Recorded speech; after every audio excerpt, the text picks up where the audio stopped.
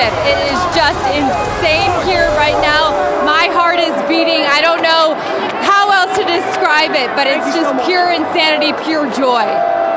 Yeah, we can certainly hear that and feel that through the screen, Keely. So what you all are looking at is 3 different live pictures from above in WRAL Sky 5 of Franklin Street. From Keely's camera there above at a restaurant that actually looks right down onto Franklin Street, and then from our WRAL live camera network. So we are able to see the crowds with the best vantage point that you can imagine.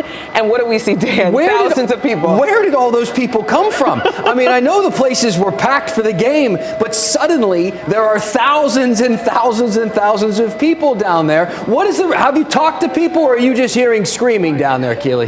Let me talk to them right now. Everyone was silent right before the game. How are you feeling right now? How are you feeling? Hey, honestly, the best anyone has ever felt ever. The best anyone has ever felt ever. And I think that's about everyone. How are you feeling? Come talk to me. I'll come here. I'm very, very excited. You look like you're shaking. Yeah. Well, I've been a fan since I was a kid. And there's always that rivalry, the Duke UNC. Can you now say with certainty who's better? UNC by far. I know. We're going to hear that answer a lot tonight. How are you feeling? I know that you're feeling good. this is crazy. I'm feeling great. Everyone is just so excited, and everyone's kind of captivated by the scene that we're seeing on Franklin Street right now. It looked the way the fans looked earlier tonight, you guys, it looked like they were studying for finals. They looked so nervous and so scared, and now everyone is just screaming and kind of in shock, to be honest with you. It's kind of quiet where I am, very loud though, over on Franklin Street. Keely, thank you. She talks about the shock. Well, UNC wasn't really supposed to be here. I mean, everybody who gets into the tournament, especially when it's the caliber of a program like UNC, can make it there. But they came in as an 8 seed. Right. And they started off the season a little rocky, but talk about getting hot when you're supposed to get hot. And they got there at the right time, and here they are celebrating tonight. Hubert Davis said, we are not a Cinderella team. We are Carolina basketball. There's no Cinderella concept coming out of Carolina basketball when you already have 6 national titles and 21 Final Four appearances, right? And now they're going for their 7th national title under Hubert Davis for the first time. But they certainly were not expected to get this far. But they've been playing with such determination, but so has Duke. Duke was playing with such grit and confidence as well going into tonight. So it really just did come down to the final seconds as you're looking live above. And hopefully we're not, there are the fires. We expected to see this. This happens on Franklin Street. Hopefully no one gets burned here and people are taking it easy, because this is what Chapel Hill police are always concerned about on Franklin Street. When you have this many people together and people are getting rowdy and excited, you don't want things to grow out of control. Goodness. So hopefully these stay small. It looks like somebody's actually trying to put it out. So maybe that's a good idea. But, it's going to be one of those types of nights on Franklin Street. How could it not be? This is the bragging right game of bragging right game. I mean, Keely asked of course you got the answer, who's better? You're going to get in that crowd, UNC. But 2 iconic programs, an impossible question to answer, who is the better program? They're both great. But this year, UNC, especially to end the year, they beat Duke at home, the final game of the season, and then in this Final Four matchup to go to the championship, they beat Duke, and they end the career of the greatest college basketball coach ever. He's still the greatest of all time. We got to make sure that we say that Coach K is still the GOAT, and that does not change after tonight. Let's get back to Luis Fernandez live in the Dean Dome. Tell us how they're feeling in there.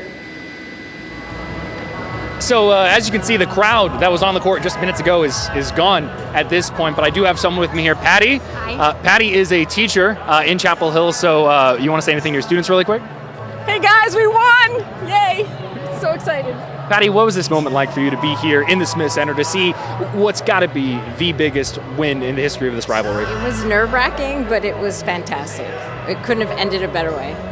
Were you here with a group of people? Yes, my husband, my cousin, and some friends. Yeah. So what were you all doing in that final minute when Caleb Love's trying to make some free throws, holding on for dear life? We're all just standing, biting our fingernails and screaming when they went in. Why come to the Dean Dome to watch this game?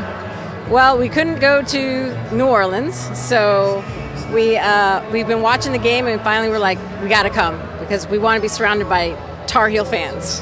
As someone who lives in Chapel Hill, works in Chapel Hill, obviously a big UNC fan, what does a moment like this mean to you?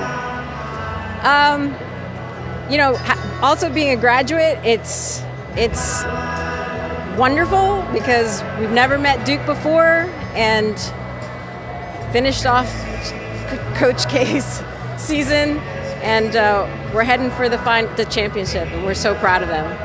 Wow. Anything else you want to say about this moment? Go Heels. All right. Thank you so much, Patty. Appreciate you.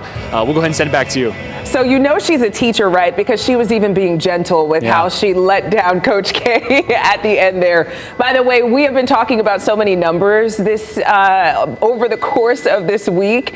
I really like this number, though. So for Coach K, he has been in a matchup with Carolina 100 times during his 42 seasons with Duke.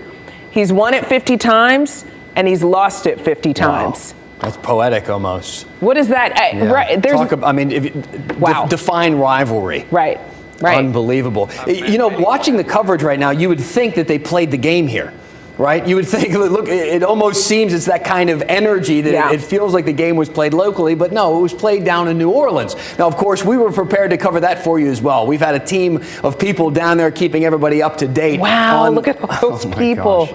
Oh my goodness. I'm sorry to interrupt you, Dan, go. but the more we zoom out here, the more you see more. How are they getting down there so quickly? We're talking about thousands of people there on Franklin Street. Well, Lewis said, he goes, look, the arena has cleared out behind us. I think we know where everybody is. Yeah. But yeah, let's send things down to New Orleans. Deborah Morgan joining us there.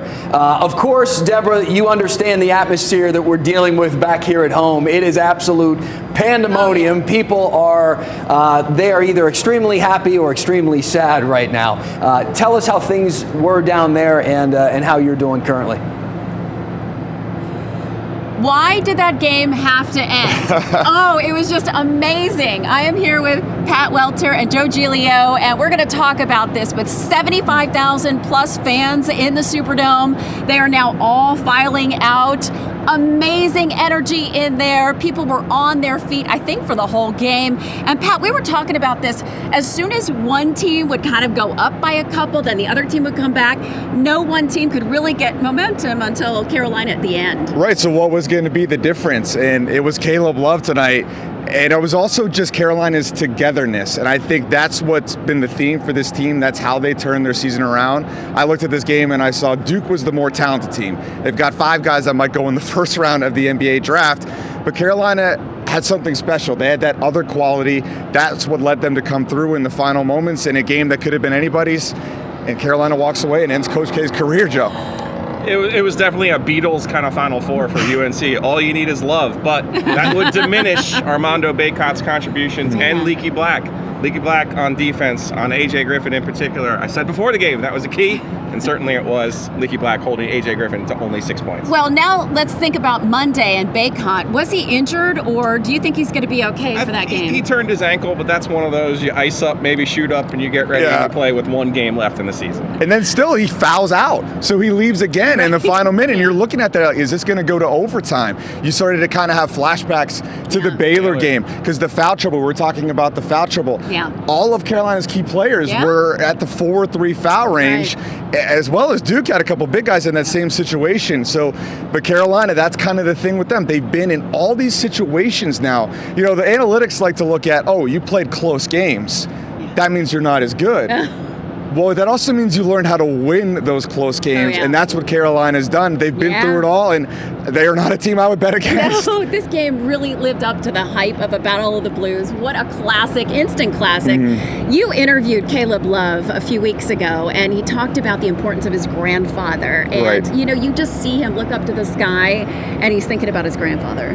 Yeah, it was right in Philadelphia, right before that UCLA game. we're talking and I'm asking about him, what is it that you think about in those big moments? I see you out there, you point to the skies, you walk out on the court, and it was his papa who passed away right before the season. And at that time, he hadn't played the Syracuse game yet, so he pointed to the Syracuse game, which was another one that they could have lost. They weren't even a lock to be in the NCAA tournament at that point in time. Love goes off, scores 14 of the final 21 points in regulation and overtime. They win that game, and that was just another feather in the cap for him and the team. He does it against UCLA. He does it tonight, Joe. I mean, he is skyrocketing off draft boards as well, and he's not done. Yeah, it's the confidence. Yeah. And they win the game in Cameron, and they fed off the confidence since then. And it's weird to think about Carolina being the three-point shooting team compared to Duke.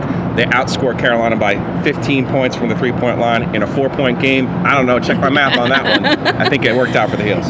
Manic, he's such a great three-point shooter, but I was thinking in the first half, they really didn't get much from him from the three-point line. Well, he had one field goal in the first half. They're down by 3. I guarantee you, Hubert Davis went into the locker room and said, we're going to win this game. Because you know Brady's going to contribute in the second half in the way that he did. And R.J. Davis really played well at the start of the game for UNC, kind of carrying the water. And Duke, listen, Paolo Banchero was great tonight. Trevor Keels comes off the bench, plays a great game. They didn't have that third banana. They couldn't get that third guy, whether it was Wendell Moore, Griffin, Mark Williams, who only played 5 minutes in the first half because of foul trouble. So it's a tough way for Duke and a tough way for Mike Krzyzewski to end his career. Of course, the sun will come up tomorrow. He'll still have more wins than anybody else in the history of college basketball, and he'll still have 5 titles. But the Heels now have 2 really stingers. Talk about bragging rights, Yes. And dare I say, Hubert Davis has outcoached Coach K this season. You look at the first game, A.J. Griffin is the difference. He goes absolutely off. They tried to stop Paolo Banchero. And then I think what they learned was that Paolo Banchero is only going to take over the game so much. He might be the number 1 overall pick in the draft. He's going to get his, but he's not going to go nuclear, to use like a sports term that we use.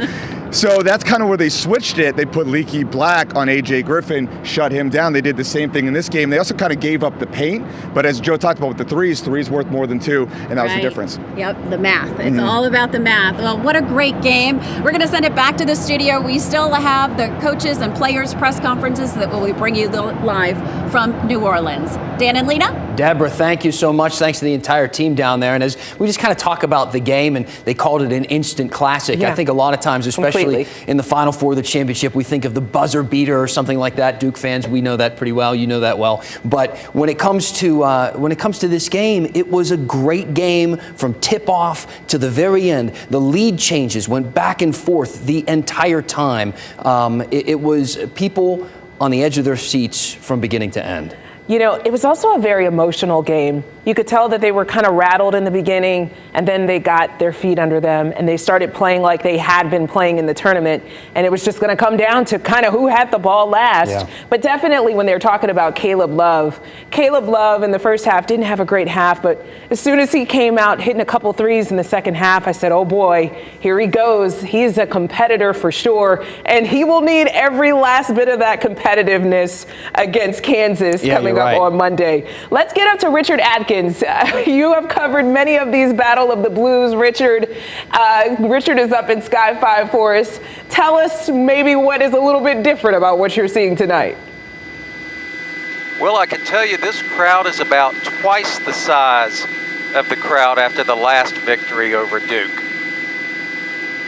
We're going about 2 blocks in each direction with the crowds, and still people coming in from every direction. We've got fireworks going on out here. Now, the town of Chapel Hill did ask everybody to please no bonfires. We've only seen 2 small fires. Here's another one getting ready to start right down here in the middle of the crowd, in the middle of the intersection. But there hasn't been very many fires, and normally we see a lot more.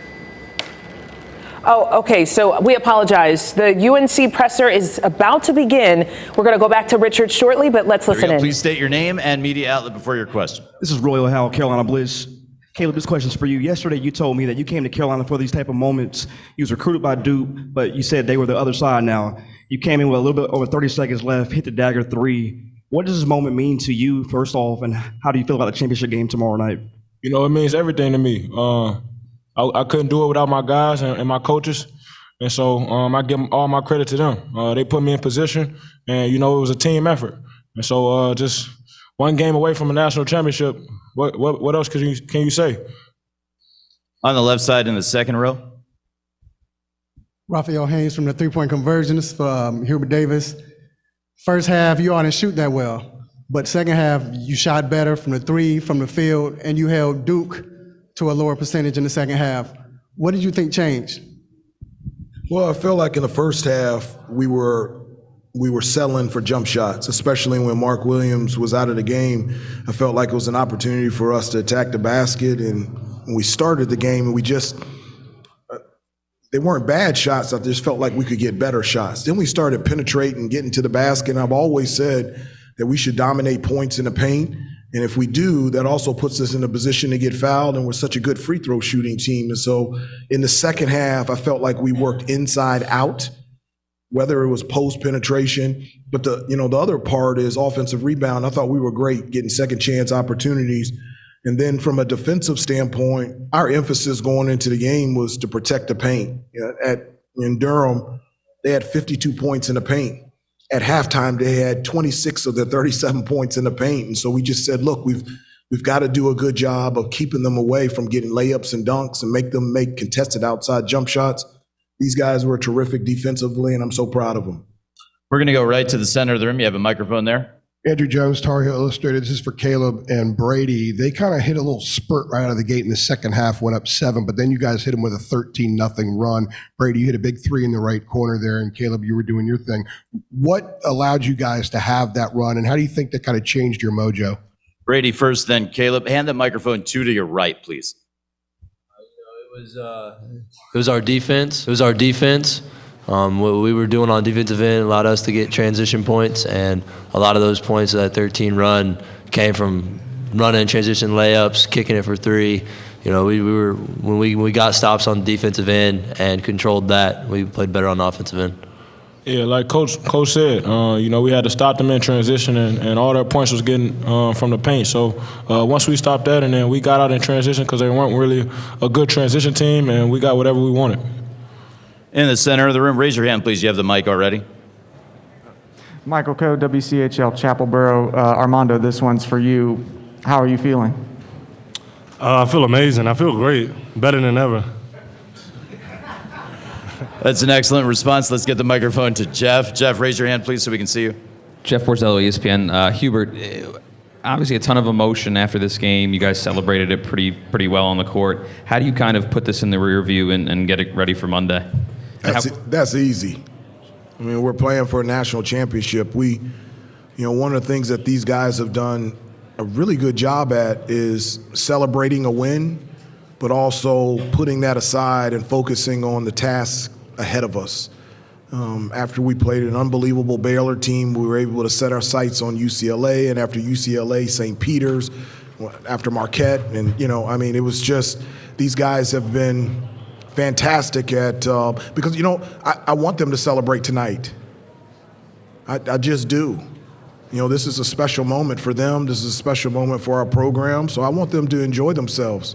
And so that's important.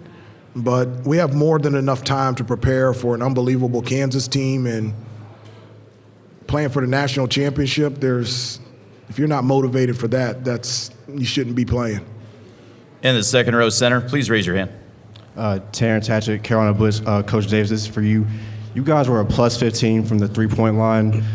Was that a point of emphasis when you looked at the film and came up with the game plan for the game tonight? Well, from an offensive standpoint, we have to make threes, but the beauty for us is that we have a number of guys that can shoot threes. It's not just one three-point shooter. We've got a number of guys that can shoot the ball. The thing that I love about our shooters is not only can they shoot good shots. And so our emphasis is to attack the basket. First and foremost, we want to feed the ball down to Armando, plain and simple, period, the end. We want him to dominate down low on the post, and I've always felt like working inside out is the way for successful offensive basketball, and that's the way that we're going to do it. And tonight we took shots that we needed to take, and Caleb and RJ and Brady stepped up, and also Leaky stepped up and made shots from 3, and to put us in a position to win. We're going toward the back of the room on the right, CL. CL Brown, Raleigh News and Observer. This is for Caleb.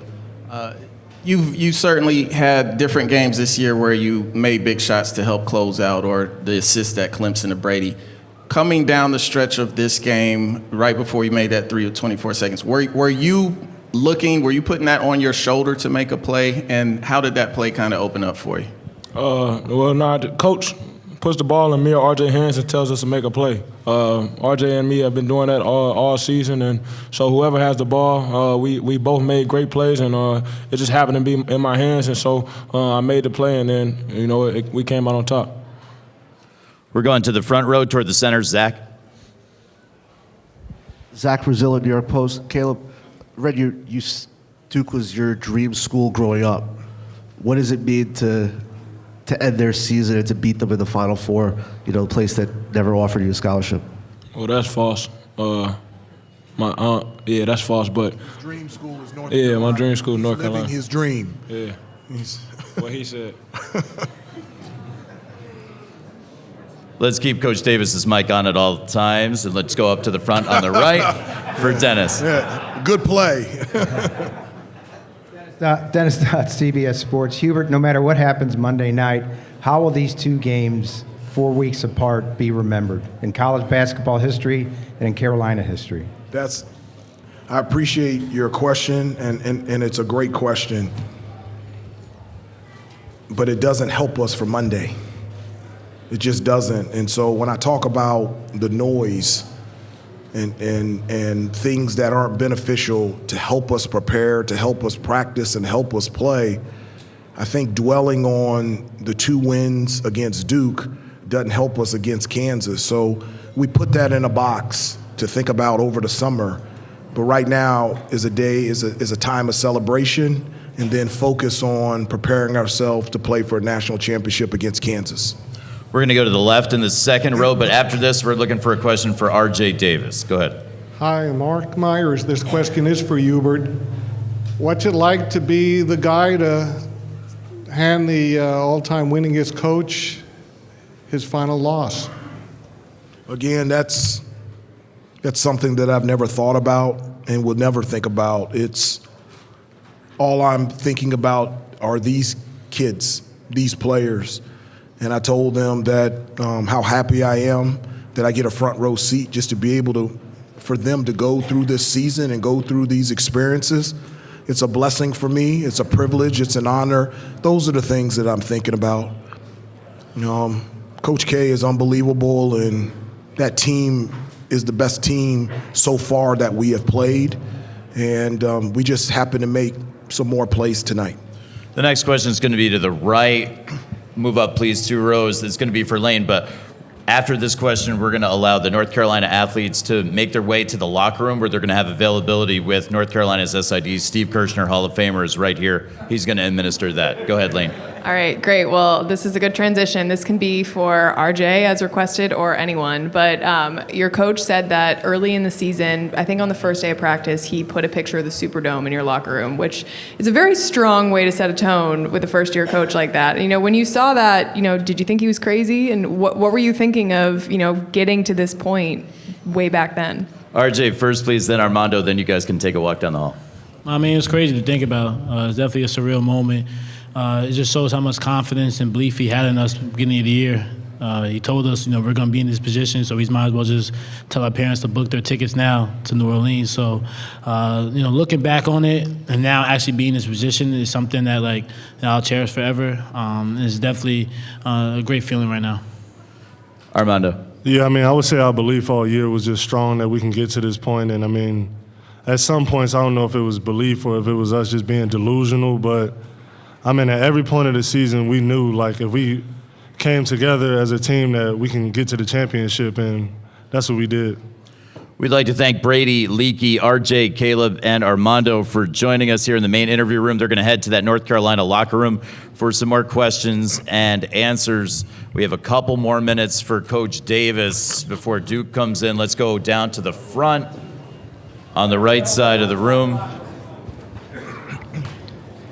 Hubert, Scott Gleason with USA Today. You talked, earlier this week just about how playing with emotion is something you like to see with your team. Yeah. When you see Caleb playing with a lot of emotion, pointing, into the stands and just really showing that fire, you talk about what that does to inject energy into the team and just overall what the emotions really do for your group? I do. I don't think you can play this game absent of emotion. And I felt like at the beginning of the year, consistently, we weren't playing with emotion. And then that changed. And I love seeing Caleb get into the game. I love seeing Brady and Armando, our bench. As I said before, the last 2.5 months, the togetherness of this team, the health of this team has been at an all-time high. We're so connected on and off the court, and it doesn't guarantee wins, but it does put yourself in a position to maybe do something special, and that's what these kids are doing right now. On the right side, just to the left of the aisle, Coach, all toward the back, Mike. Yeah, right there for Mike. Now I forgot my question almost. Hubert, I wanted to ask you about the last play, not the last play, the big play with Caleb making the three. Was that just a cycle into a late ball screen? Was that the initial call, but you guys wanted to get it to it late? Can you sort of explain how that developed, that he was able to hit that? Well, our most consistent way against their set defense to be able to create shots was off ball screens. And so whether it was our guard shooting behind the screens, a three, or penetrating, getting into the lane, or Armando rolling to the basket against Duke's defense and drawing Mark out away from the basket, that gave us the best chance to be able to score. And I remember in the huddle, and I told Coach Frederick, I said, at the end of the day, our guys just need to be able to step up and make a play. And one of the things that I love about all of our guys is they're always willing to step up. I mean, Brady steps up and hits the threes. Leaky hit a couple threes. Armando comes back, sprains his ankle, he comes back in. RJ sustained us in the first half and is, distributing throughout the entire game. And then Caleb got off to a little slow start. I took him out. He came back in, and he's always been all year one of those guys that has just been willing to he wants that shot. He's actually looking for that shot. And very few guys in that situation are looking for that type of shot. Caleb is one of them, and he has the confidence to be able to knock it down. Toward the left, Coach, we're going to the third row. John? Coach Davis, throughout this whole season, Okay, we can go to the back left then. throughout this whole season, you've talked about keeping God at the center of the whole entire journey. Through games like this with the pressure so high, how do you keep him in mind, with the team in mind? Well, it is. It's a place of thankfulness, humbleness, humility to be able to be in this position, to be their head coach. I've often said that, like, my job, it's like I'm on a mission field. It's like, this is service. I'm trying to help these kids. And I'm just trying to give back everything that Coach Smith and Coach Guthridge gave to me. And so whether it's on the court or in the classroom, in the community, and that's my job. If I'm only coaching basketball, then I'm not doing my job. And so I know that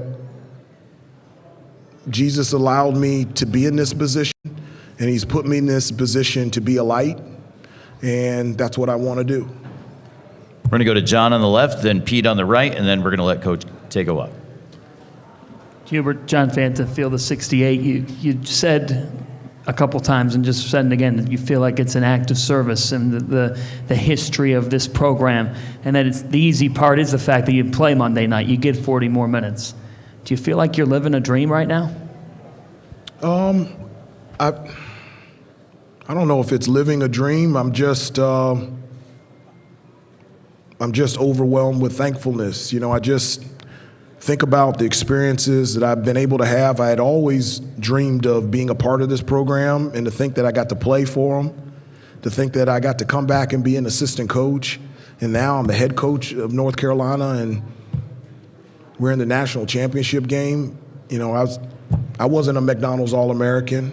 They didn't even offer me a scholarship until like 11:59 with 59 seconds on the clock.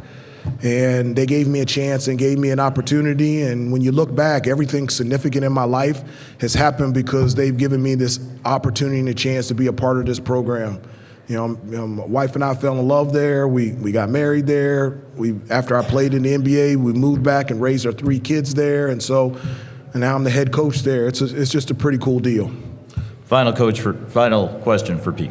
Hubert, Pete Thamel from ESPN. Wondering if you could just maybe walk us through the next 24, 48 hours for Armando. I know that his ankle, obviously, you don't have a great read on. The game just ended. I have a read. He'll play. Okay. I can read. He will play. Even if he just stands there, he's going to play. We're going to trick Kansas. He'll just sit there in the middle of the lane. How indispensable is he for you? You know, it wasn't a surprise to me that he got back into the game. There's been 2 occasions throughout his career where, and I didn't even see the play. I don't know if it was an ankle or it was an ankle. Okay. There's been a couple of situations throughout his career where he has sprained his ankle and he's like come back right away. And so it didn't surprise me for him to get back into the game. I know it's going to be sore. And I know, the next 24 to 48 hours in terms of treatment is going to be huge. But at this time, I don't think there's a player that isn't hurt a little bit. And so having the opportunity to play for the national championship after specifically for Armando not making the tournament his freshman year and losing in the first round last year of the NCAA tournament, I can tell you I can read that page. He's going to play on Monday night. We'd like to thank and congratulate Coach Davis. Coach, we'll see you back in here tomorrow. All right, thank you very much. A lot for UNC fans to be proud of. Wow.